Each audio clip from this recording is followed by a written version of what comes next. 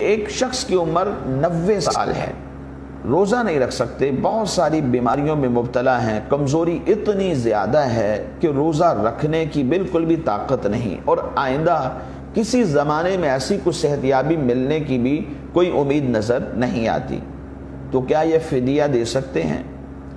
اگر ان کی طرف سے کوئی فدیہ دے تو کیا اسے فدیہ دینے کی اجازت ہوگی؟ اور فدیے میں اپنے ہی کسی بھائی بہن کو فدیہ دیا جا سکتا ہے یا نہیں؟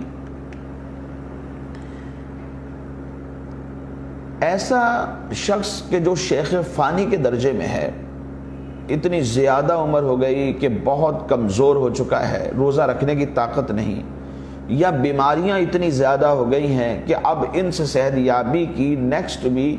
ان فیوچر کوئی امید باقی نہیں رہی کہ روزہ رکھ سکیں گے، تو ایسی صورت کے اندر انہیں اپنے روزے کا فدیہ دینے کی اجازت ہے۔ فدیہ کی مقدار ایک صدقہ فطر ہوتی ہے، ایک روزے کا ایک صدقہ فطر یہ فدیہ ہوتا ہے۔ یہ خود اپنے مال سے دینا چاہیں تو اپنے مال سے دیں، اور اگر کوئی بیٹا یا بیٹی اپنی طرف سے ادا کرنا چاہے تو وہ بھی ادا کر سکتا ہے۔ اور دینے میں جو آپ نے پوچھا کہ اپنے ہی کسی بھائی بہن کو دے سکتے ہیں یا نہیں،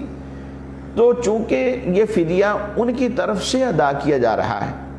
اور یہ دینے کے اس طرح کے معاملے میں زکوٰۃ کا حکم رکھتا ہے، یعنی جس طرح زکوٰۃ اپنے اصول اور فروع کو نہیں دے سکتے،